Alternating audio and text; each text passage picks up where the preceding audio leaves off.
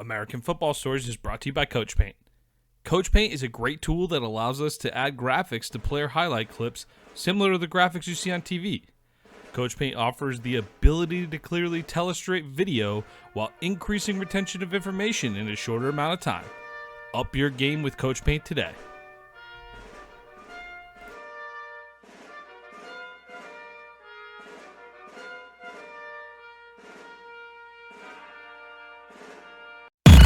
What time is it? Game time! It's gonna be special. They gonna talk about this forever. Welcome to American Football Stories. Puts his head down, crashes and spins, and dives. Touchdown! Bringing together the many perspectives that make up college football in the NFL. Football is one of the greatest sports ever invented. From players and coaches. Believe, baby, believe, baby. Hey, we playing to win right here, fellas. To the front office and scouts. The public is finally beginning to catch up, but they don't even know half the truth. Us against the world, let's get it. Your hosts, Robert Parker and Nick Knudsen, bring you American Football Stories.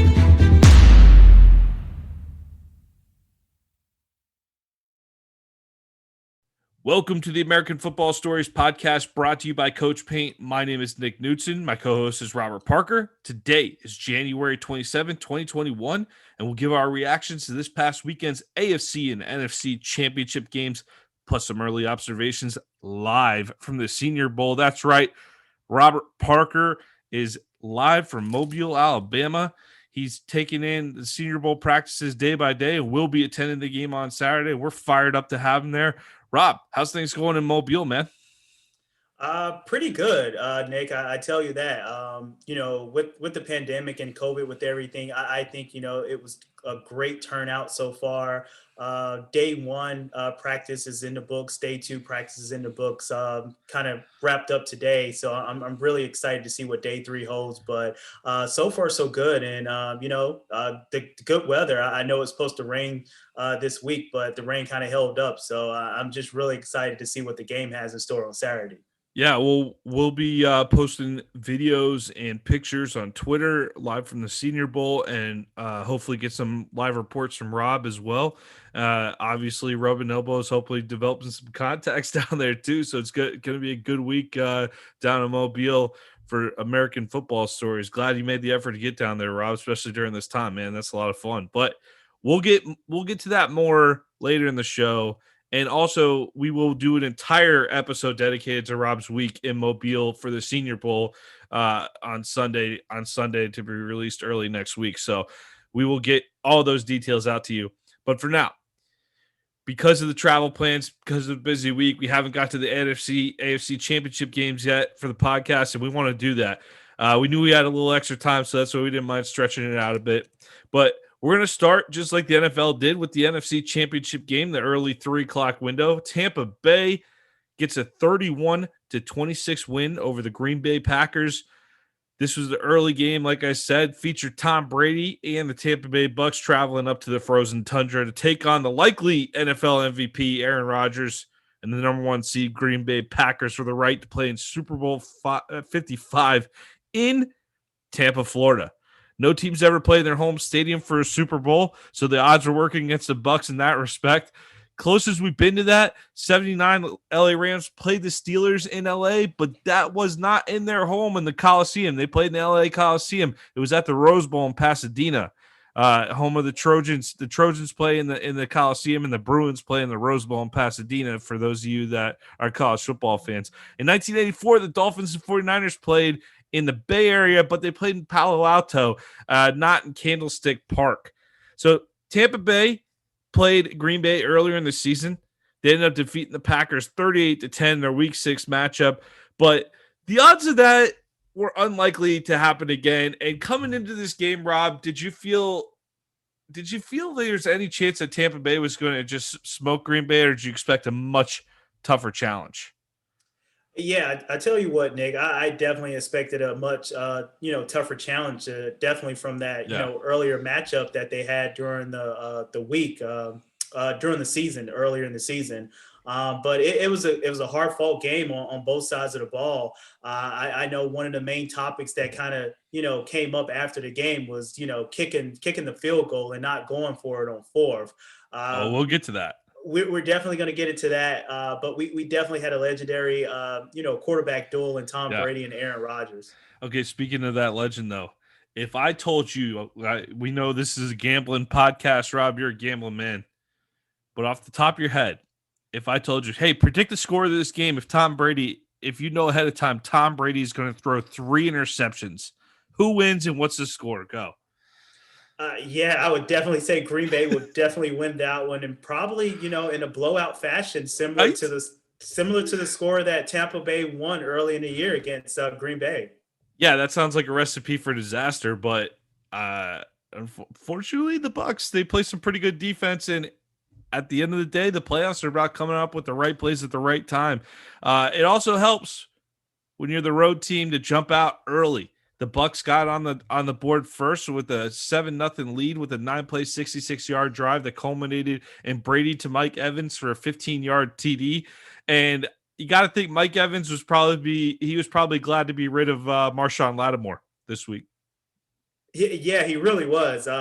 Every time he comes across Marshawn Lattimore, it seems like, it's definitely a difficult obstacle that, 9 times out of 10, Marshawn Lattimore is winning that matchup. So he was definitely able to run free and kind of get some free releases in this matchup against Green Bay. Both teams traded punts after Tampa goes up 7-0. Both teams traded punts, and Green Bay took over on its own 10-yard line. Just under 3 minutes remaining in the first quarter. And a key play here on 3rd and 15 from the Green Bay 5. Aaron Rodgers rolls out. He finds Allen Lazard for a 23-yard gain in the first down. 4 plays later, Rodgers hits Marquez Valdez-Scantling on a beautiful 50-yard pass to tie things up. And it's 7-7 early in the second quarter. We got a ball game, Rob. Yeah, we really did have a ball game, and it really seemed like Green Bay had the momentum. But I tell you what, that Tom Brady throw to Scotty Miller, before halftime was probably the momentum shift for the game, if you ask me. Yeah, and yeah, I'm working my way there. I'm working my way there. Tampa wasted no time answering though. After an easy drop on second down, Brady trusted Chris Godwin. Chris Godwin, by the way, has had some issues dropping the balls in the playoffs.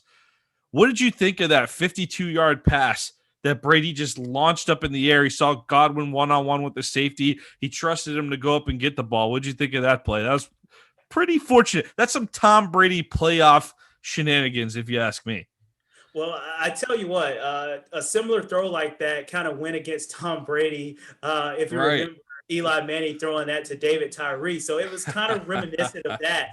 But that just goes to show you the confidence that Brady's has in his receivers. And, just like you said, Chris Godwin has been, he had the case of the dropsies, during the playoffs, and he really came up big with that big time catch. Yeah, and it's funny because every time he drops the ball, all you hear the announcers say, "This isn't the guy who usually drops the ball. He's got great hands." And he's been dropping it all playoffs. But man, he showed off who he was on that play. 52-yard gain over the safety. Incredible play. Leonard Fournette, aka Playoff Lenny. That's a new thing.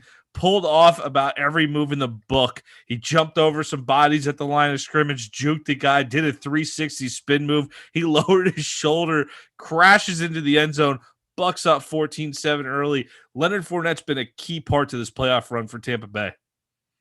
Yeah, he really has. This looks like the Leonard Fournette that, the Jacksonville Jaguars drafted. Wow, why do we got to bring them up? Come on. Yeah, I know you're a Jags Ouch. fan, Nick, but I'm just saying this looks like the Leonard Fournette that, every team was salivating over while he was at LSU, that can run with the power, that can run with the agility and the speed and the contact balance to kind of get in the end zone. And just like you said, if we were playing Madden, I probably would have used every, button on the controller if I was controlling Leonard Fournette. And that's what it really seemed like happened.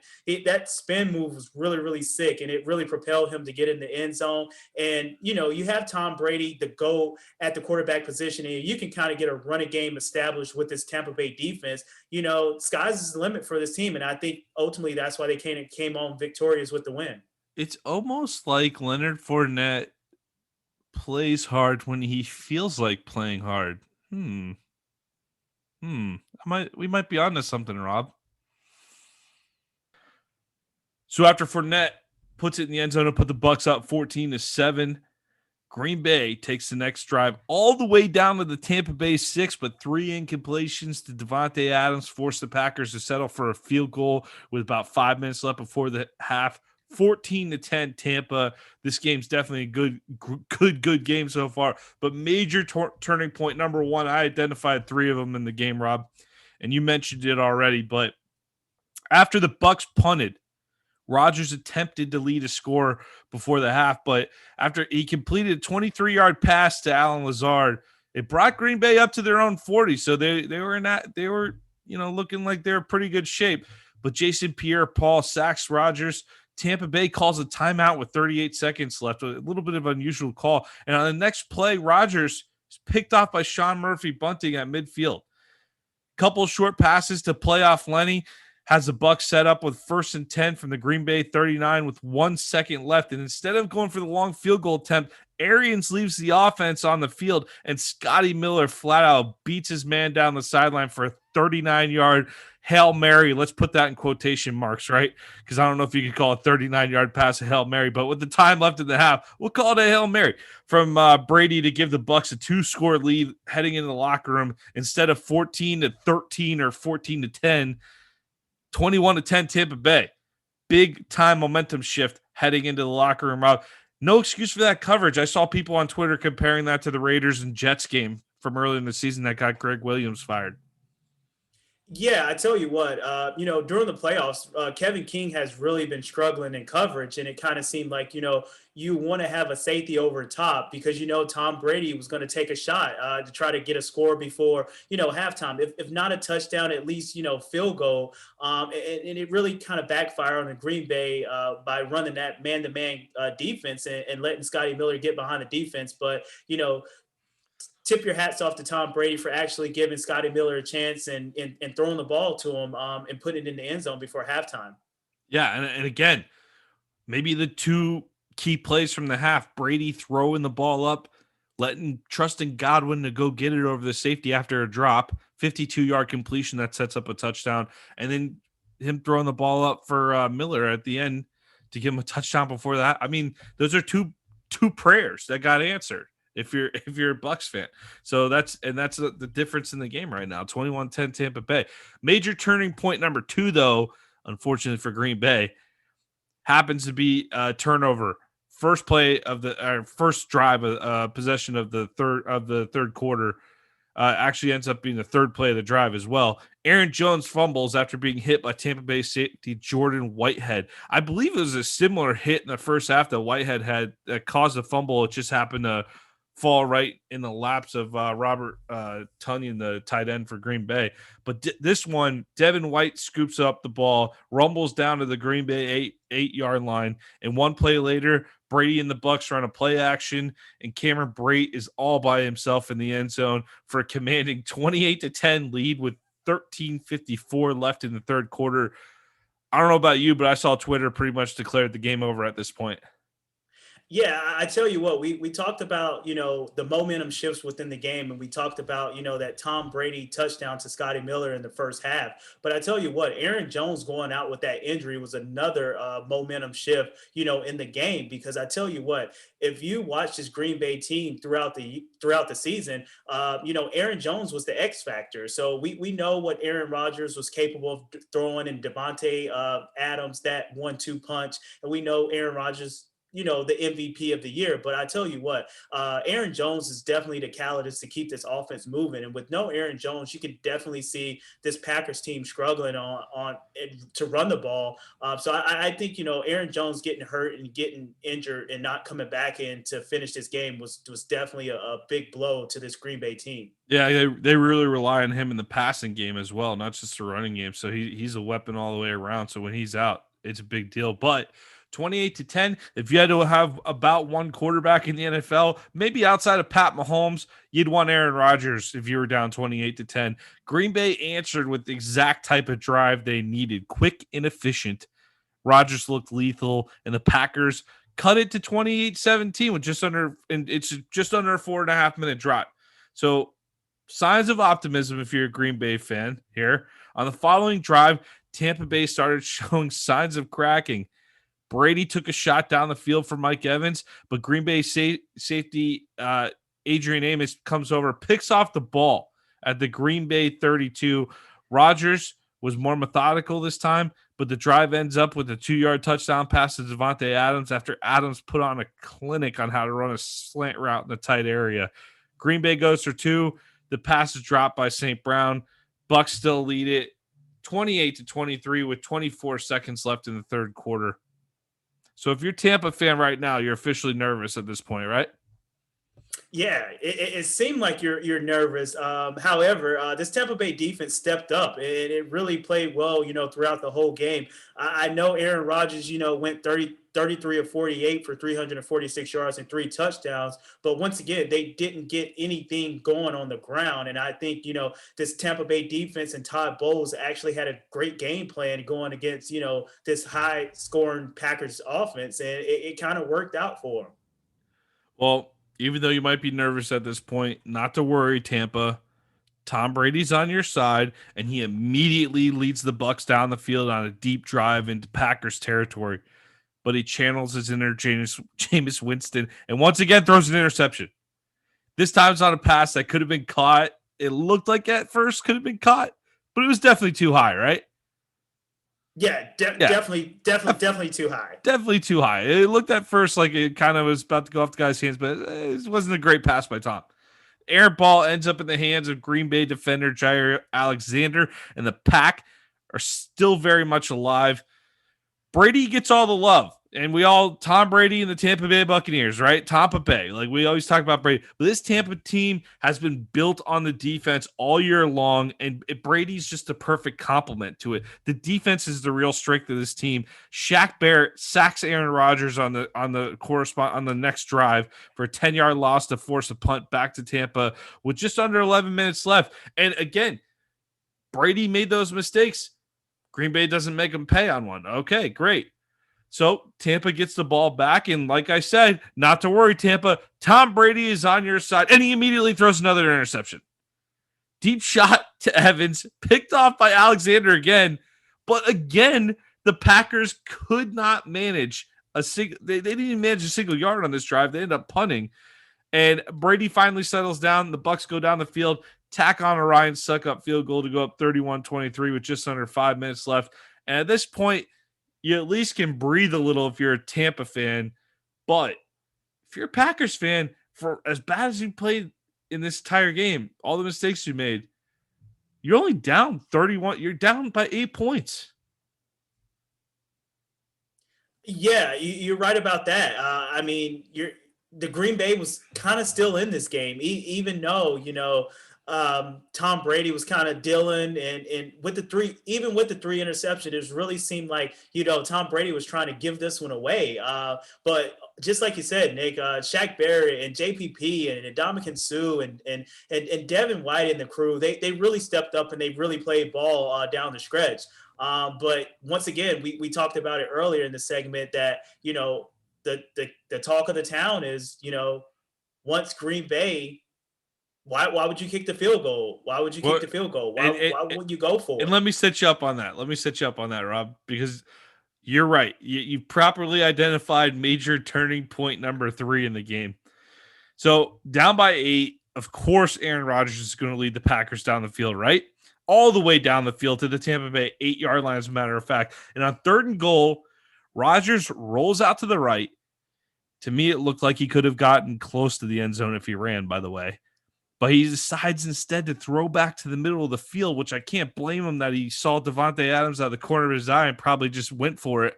But the pass ended up being broken up. It didn't look that close from the television standpoint. I'd be curious to see what he saw, but it really looked like he could have run it in. But instead of going for it on 4th and goal from the 8, Packers coach Matt LaFleur decided to kick the field goal with just over 2 minutes left in the game. Crosby drills the field goal, Packs down 31-26. Rob, I wanted to play devil's advocate here, okay? There was 2:05 remaining, and Green Bay had all 3 of their timeouts. So you can kick the field goal, you can hold Tampa, and you still got a timeout in your pocket, theoretically, right? Because 2:05, and by the way, the next drive, Tampa, their first play, they ran one play before the 2-minute warning. So you could theoretically have still had a timeout in your pocket. But I can't even make that argument even on a devil's advocate level, because if you go for 4th down and miss it, you still have all 3 of your timeouts and the same argument stands, right? Yeah, you're right about that, Nick. And I think, I know one play, you never want to say one play or one call, calls the game to result in one way or another. But I tell you what, you're not asking Tom Brady to drive down the field and score a touchdown. You're not asking Tom Brady to drive down the field to get a field goal. You're only asking Tom Brady to come up with one first down. So if you're Matt LaFleur, like, why would you just not go? Why would you not go for it? And if you didn't make it, you have Tampa Bay on the short field and you still have your 3 timeouts left. So that decision was definitely baffling. And, just reading the reports after the game, it really seemed like Matt LaFleur and Aaron Rodgers wasn't on the same page. And maybe if Aaron Rodgers knew that, Matt LaFleur was going to kick the field goal, maybe he runs it in on that 3rd down where it really seemed like he had a lot of green in front of him. How much should we be blaming Rodgers for not running it on 3rd and goal to at least make it a no-brainer to go for it? And granted, 2020 hindsight, right? Easy to talk about on the back end, but man, Rodgers looked like he could have. He's 6'4", 6'5". He could have easily. He 100% could get inside the 5-yard line, and with his frame, if he laid out for the end zone, I'm not really doubting he's in the end zone. Yeah, or at least close, at least very close. Yeah, once again, just like you said, Nick, hindsight's 2020, and just like you said, you mentioned earlier that Aaron Rodgers kind of seen Devontae Adams out at the corner of his eye, and that's his target. That Aaron Rodgers Adams connection is one of the best that we had in the NFL this year. And, why not say, hey, I'm going to throw the ball and I'm going to give my guy a shot. So I think, that's what he kind of did. But at the end of the day, you have to go for it on 4th down. You can't kick a field goal. I know we always harp on game management when it comes to, coaches' decisions. But I tell you what, Nick, this was definitely one of those, mismanaged game situations that's up there for me. Well, let me ask you something. Is this analytics talking here? Is it the analytics making the call? Down by 8, so technically 2-point conversion is needed, but you're not guaranteed to get the 2-point conversion. Was that the logic there? What do we do? Because I don't understand. Like, everyone talks about analytics like it's a new thing. Like, I'm pretty sure we've always used statistical driven data in football. I think people are just paying more attention to it now, but there's certainly weird decisions to go for 2 every now and then, but even earlier they went for 2, and they missed a 2-point conversion. Man, it's almost like if they just went for 1 and kicked the extra point, maybe if they're down by 7, they don't kick that field goal, right? And they easily go for it. So maybe going for 2 is too aggressive early on. Yeah, I understand the logic and everything from the analytics standpoint, but I tell you what, in a conference championship game, you kind of have to throw analytics out the window. You just kind of have to go for it, because at the end of the day, you either win or you go home. And I tell you what, I don't want to put this on Matt LaFleur solely for costing the Green Bay Packers the game. But I tell you what, you have Aaron Rodgers, who's one of the best, quarterbacks who's ever, thrown the football in this league. And I tell you what, he's probably going to be a first ballot Hall of Famer after he retires. So why not give your guy another shot at it and, and just, refrain from kicking the field goal. And if you don't get it, you have Tampa Bay backed up in their, in their goal. So I just don't understand that, Exactly. Kicking the field goal. And once again, just like I mentioned earlier, you're not asking Tom Brady to go down and score a touchdown or get a field goal. You're only asking Tom Brady to, get you 1 first down and get the clock run out. So I think it was just a bad decision on Matt LaFleur's part, but it could have went either way.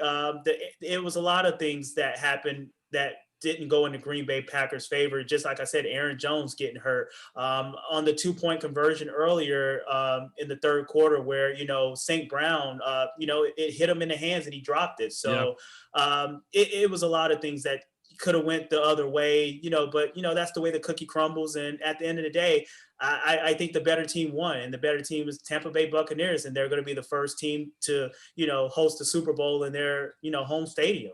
I'm so glad that Tom Brady fella caught a break and he gets to play in a Super Bowl. I mean, he's been playing for a lot of years. It's good that we're finally going to get to see Tom Brady play in some Super Bowl action. I'm very excited for him to catch more breaks in the postseason. Tampa Bay, they get the ball back. I think we about circled about all the possibilities of that Packers field goal call. We can move on. Tampa gets the ball back. They're aided by pass interference call on 3rd and 4th, 1:46 left. I'm sure if you're a Packers fan, you're still irate, but I'm pretty sure there's a pretty good little photo going around showing a shirt grab. I think it was a good call, but would you have liked to seen the refs eat the flag in that moment? I'm not a big fan of that. I think you call the game the way it should be, whether it's the first quarter or the fourth quarter. It shouldn't be situational entirely like that. Yeah, I mean, you heard the announcers talk about it. They kind of let the receivers and the DBs kind of play all game long without not calling too many flags. Yeah. But at the end of the day, just like I said, it was the right call. It was definitely, I don't think that he needed to, grab the jersey. I don't think he was going to make the catch. And if he did, it would have been an amazing catch in that particular situation. But at the end of the day, it was the right call, and the refs threw the flag on it. So you can't get mad at that. Well, we're now treated to Tom Brady's 10th Super Bowl. That's incredible. 10th Super Bowl. But unlike the previous, 6 or 7, I don't hate it.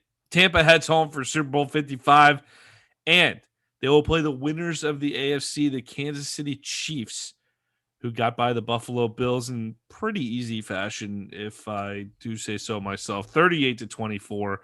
Kansas City, they overcome one of what last year was one of their patented slow playoff starts for a huge second and third quarter, and they just buried the Buffalo Bills, and it really was a relatively dull AFC title game in the late slot. You kind of hung around because Buffalo they've had a big offense all year, and but it just didn't play out the way you kind of hope. Buffalo, they looked like they'd have some fight early on. An opening field goal was followed by cashing in on a Mecole Hardman muff punt that left the Bills with the ball on the Kansas City 3-yard line. Extra point ends up being no good. Bills lead 9-0 midway through the first. But again, were you ever concerned about Kansas City for a second, Rob? Honestly, Nick, I was not concerned at all with this firepower that Kansas City has. I know everyone was talking about, how was Patrick Mahomes was going to fare coming off the injury, whether, it was concussion protocol, whether it was like a neck injury. At the end of the day, it's Patrick Mahomes. He has Tyreek Hill. He has Travis Kelce. He has Mecole Hardman. And actually, they kind of got a little running game going in there with Williams, 13 carries, 52 yards and a touchdown. So I think, just having a balanced attack just makes this Kansas City team even more explosive on the offense side of the ball. Well, so after being down 9-0, the Chiefs woke up. They slowly picked their way down the field for a 14-play, 80-yard touchdown drive that ate up the rest of the first quarter. Mahomes found Hardman in the end zone to make up for that fumble. Buffalo 9, Kansas City 7 early in the second quarter. 2 Buffalo punts were followed by 2 Kansas City touchdowns. And the Chiefs, again, I know a lot of people use this comparison, but it's pretty apt. Much like the Golden State Warriors teams we've seen a few years back, just would pour it on. All of a sudden, they're up by double digits just like that. So Buffalo, you get off to a great start. You're feeling good about yourself. Maybe even some fans in Buffalo were believing it's going to happen. And just like that, you're down by double digits. Buffalo did manage another field goal in the first half before going to the locker room, but they're down 21-12 at halftime. And I got to say, it didn't feel like a 9-point game at half, Rob. It felt a lot less competitive than that. Yeah, it really did. I tell you what, when Buffalo got out to that early lead, that 9-0 lead, it was kind of like, okay, well, maybe Buffalo keeps it close, but I wasn't concerned about Kansas City making a run, but it really just seemed like Buffalo didn't have it. Kansas City just kind of punched him in the mouth, and it seemed like Buffalo was stunned, and Right. Josh Allen didn't have one of his best games of the year. Nope. It just kind of all went downhill, and it just like when Kansas City pours it on like they pour it on, just like you make the Golden State reference, it really takes a lot of the air out of the other team's lungs to kind of come back and fight back when you're going up against that firepower. Nah, and it's just a ridiculous offense to ask to slow down entirely. The Chiefs, they picked up where they left off in the second half. They scored 3 times in 3 possessions. I'm not counting the 4th possession of the second half. They only had 4 possessions in the second half, by the way. The high flying Kansas City Chiefs. It was pretty slow moving second half. 3 possessions, aside from the 8-play drive they used to drain the clock at the end of the game. Onside recovery aided the Bills with an extra possession. They ended up scoring on it, made it closer than what it seemed. Ends up at a 38-24 score.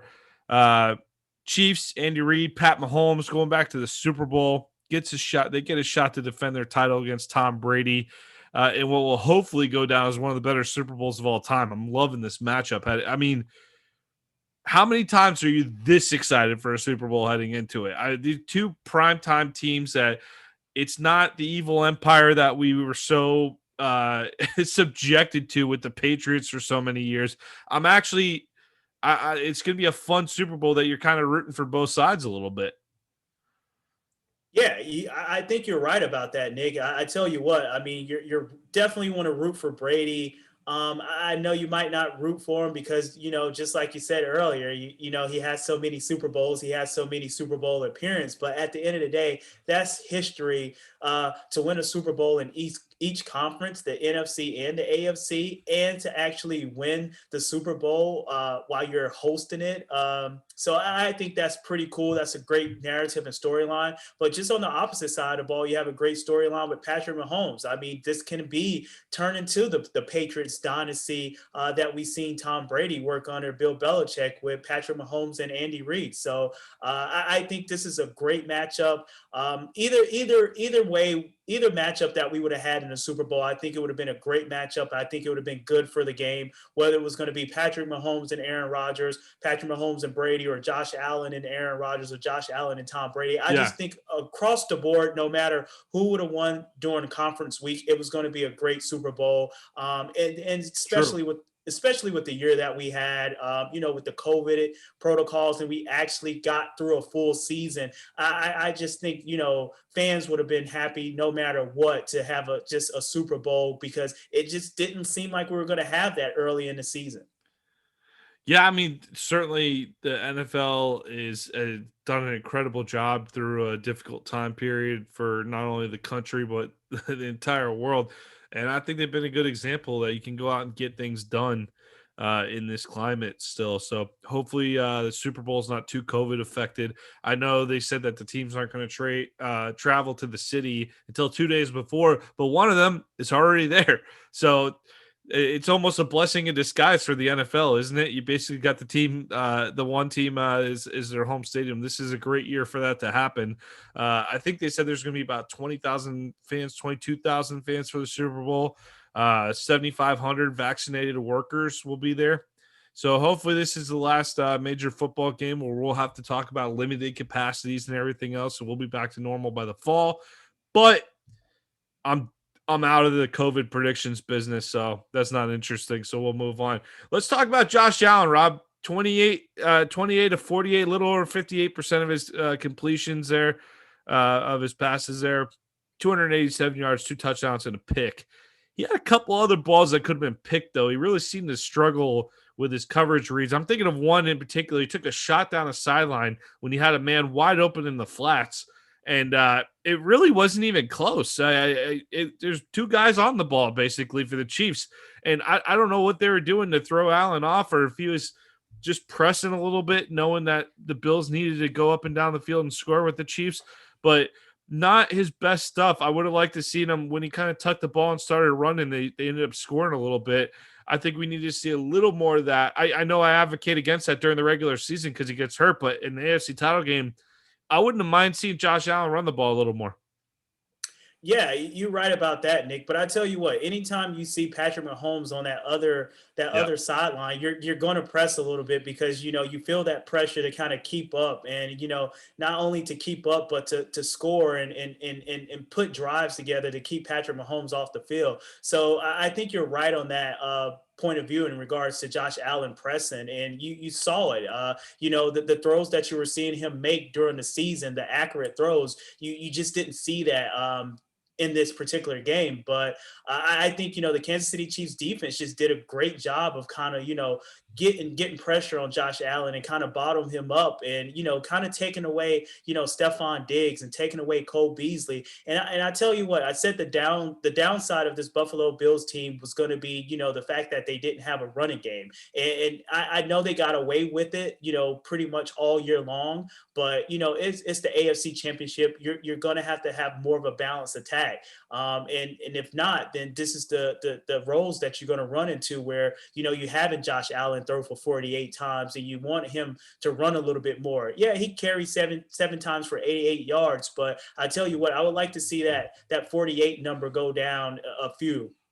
Yeah, especially this was a team that was pretty well. They're pretty pass heavy during the regular season, but you saw Beasley was a little bit injured throughout the playoffs, so he wasn't at his fullest there. Stephon Diggs still performed incredible throughout the entire playoffs. Running game suffered a little bit as they went along, but I will say this: if you're a Buffalo fan, nothing but excitement about this team right now. AFC title game, great. You definitely want to win those when you get there, Buffalo fans. I don't have to explain that to you. But this team, the foundation's good. I think the thing you worry about if you're a Buffalo fan, Miami's certainly rising. I think they're only going to get better. They were tough this year. The Jets aren't going to get any worse. They might suck still, but they're not going to be as bad as they were this past season. And the real worry you got to worry about there, you got to look over in Foxborough, and you got to think they're going to retool a little bit. And they're getting a lot of guys from opting out. I don't know if Buffalo is going to be back here immediately, but Josh Allen's got a long career ahead of him. I think they got another couple playoff runs with Josh Allen at the helm. What do you think? Yeah, I tell you what, I think Josh Allen is definitely going to be back in the AFC Championship game, and he's going to be a thorn in the side to Patrick Mahomes. And I tell you what, he's going to have to get over that hurdle and beat Patrick Mahomes head up if he wants to get to the Super Bowl. But I like the way this Bill team is coached. I like the way this Bill team is structured on both sides of the ball. But I tell you what, they're going to have to get the running game going to take pressure off Josh Allen moving forward. But I tell you what, I like the improvement of Josh Allen that he had this year. It really seems like him and Stephon Diggs is on the same page. Of course, you have Cole Beasley. You had Gabriel, who had a breakout year as well. Great fit. So I think you have a lot of pieces that surround Josh Allen. But one thing they do have to harp on a little bit more is getting that running game going. Yeah, and they'll tune it up in the offseason, but man, a lot of pieces there. I love McDermott. I just they're very competent across the board. That's tough to find in the NFL. I mean, they built the roster so well, and I mean, you look at the Diggs trade, that was a big risk, and that worked out flawlessly for them. Kudos to Buffalo on a great season. I know it's been a long time for those fans, but I feel like you're going to have more opportunities to have moments in the sun like this. So, good season by the Bills. But when you're going up, Pat Mahomes, all-time great. Speaking of flawless, damn near flawless as usual. Hill and Kelsey, fantastic. Pick your poison. And you would like to see a team focused on being able to stop one of these guys, but both these guys just seem to eat every single week. Kansas City, they get big plays out of Mecole Hardman as well, right? He has a touchdown catch and a 50-yard run on a reverse to make up for his fumble. And you already mentioned backup running back Darrell Williams. What on earth do you stop with this offense? And do you think Tampa Bay's got the personnel to slow them down? We saw them play to 27-24 game later in the season in Tampa, but the first half, man, you saw the Chiefs run all over them, but that Bucs defense, they did step up in the second half. Yeah, I think this Tampa Bay defense definitely have the personnel to kind of keep up with Kansas City the Kansas City Chiefs. I don't think they will. I don't think they're going to shut them down and stop them. But I think they can kind of contain them and slow them down, especially with Todd Bowles being a competent defensive coordinator, can kind of get pressure on Patrick Mahomes. But even if not so much, resulting in sacks, but kind of pushing them out the pocket, seeing how that toe injury is going to hold up, because I know Patrick Mahomes is dealing with a little bit of turf toe right there, where they say he might have to have surgery, during the offseason. So if that's the case, then you kind of want to move him around and get him out the pocket, get him off his spots, and kind of see if that toe and that injury, holds up. And I think they have the personnel to do that. But once again, you have to take either Tyreek Hill or Travis Kelce away. You can't let both of them eat, just like you said earlier, Nick. But then they can sprinkle in a little bit of Mecole Hardman. They can sprinkle in a little bit of Demarcus Robinson. It really seems like, they have a bevy of weapons, and, you kind of have to shut one of these guys down. But I really do think that the Tampa Bay Buccaneers has the personnel to at least shut one guy down. If I'm the Bucs, I'm focusing on Kelce in the run game. Pretty much, I'm zoning on shutting those two things down, make them beat me elsewhere. Because I feel like Hill's just impossible. He's gonna break out at some point. I feel like he's just too tough. But I feel like if you really, especially with those linebackers that Tampa has, I feel like they can match up well with Kelce. But man, that defensive line is going to be the key for Tampa, right? You got JPP, Vita Vea taking some snaps against Green Bay, played more than what expected. Actually played a decent amount against Green Bay. Man, Vita Vea and Ndamukong Suh up the middle. Goodness gracious. And you got Shaq Barrett coming off the edge too. So I expect Mahomes to be under a little bit of pressure, but I expect a game plan where he's trying to get the ball out of his hand pretty quickly against this Tampa Bay front. Yeah, and I can see that as well. And just like I said, like the turf toe injury that Patrick Mahomes is dealing with, I know he's going to have a little break leading up to the Super Bowl. So hopefully, he gets into the training room and they get that thing worked out. But at the end of the day, when you have JPP and Shaq Barrett coming off the edge, and you have Devin White and that linebacker group, I really think this is probably a matchup that the Tampa Bay Buccaneers is thinking they could win. And just like you said, I definitely focus on Travis Kelce and it's just kind of keep a guy over the top of Tyreek Hill so he don't beat you deep. But I really think Tampa Bay has the personnel to kind of compete with this Kansas City offense. And it's not a lot of teams out there that can kind of say they have that personnel, but I think Tampa Bay is probably, one of the few that can say that. Yeah, and I think as long as they can, Brady's got to play. I feel like Brady's got to play a cleaner game than he did. I hate to say it, but I think the defense is gonna be able to, as long as the defense plays to a good level. You have to. If the defense shows up and plays a decent level, I feel like the Chiefs are almost going to get 30 no matter what. But as long as you're not letting them go completely wild on you, you need Brady to make sure he's not turning the ball over 3 times like he did in the second half against Green Bay to make it interesting. And that offense for Tampa, if you get Leonard Fournette going where he can maybe control the ball a little bit, I like your odds if you're Tampa on that. But man, I can't bet against the Chiefs until I see it. I got to see someone beat them at this point. They just look unbeatable. Yeah, they really do, and it really seems like they're. Patrick Mahomes and this offense is shaped up to kind of, win back-to-back Super Bowls. But I think Tom Brady on the other side is going to have something to say about that. He hasn't been to 10 Super Bowls for no reason at all. And he's definitely going to compete, and he's definitely going to lay it all out on the line. And I tell you what, if Tom Brady wins this Super Bowl in Tampa, which they're hosting it, the first team ever, one of the quarterbacks that can win a Super Bowl in the AFC and the NFC, and he can shut up the noise about, hey, it wasn't Tom Brady, it was, Bill Belichick. I tell you what, I think he's motivated and he's going to come out and he's going to play a clean game, more so than what we've seen against the Green Bay in the NFC Championship. Yeah, and then he's going to play Belichick in the Super Bowl next year. Yeah, I'm not gonna go. I'm not gonna go that far. I don't see Belichick getting back to the Super Matt Bowl. Stafford? Matt Stafford coming into New England? I don't know, Nick. I'm a huge Matthew Stafford fan. I think he's one of the most underrated quarterbacks that we have in the NFL. He's a gunslinger. He's tough. He always wants to play.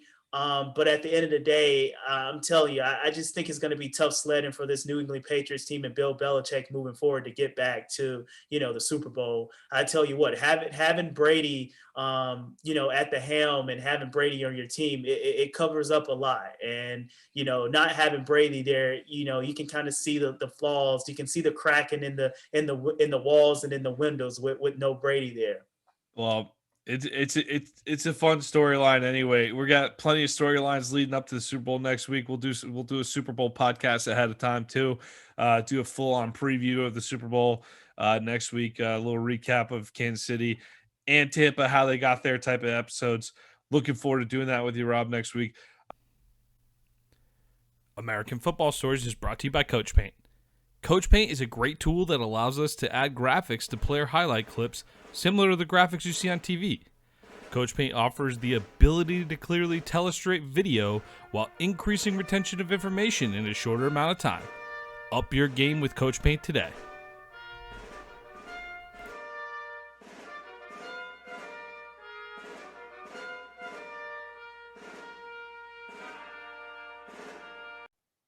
Thank you for listening to American Football Stories podcast. Please subscribe to our YouTube channel, American Football Stories. We are working to grow our network on YouTube and we'd love to have you subscribe. You can find us also on Apple Podcasts, on Twitter, at American FB Story, and on our website, AmericanFootballStories.com. I am Robert Parker. My co-host is Nick Knudsen. This has been another episode of American Football Stories.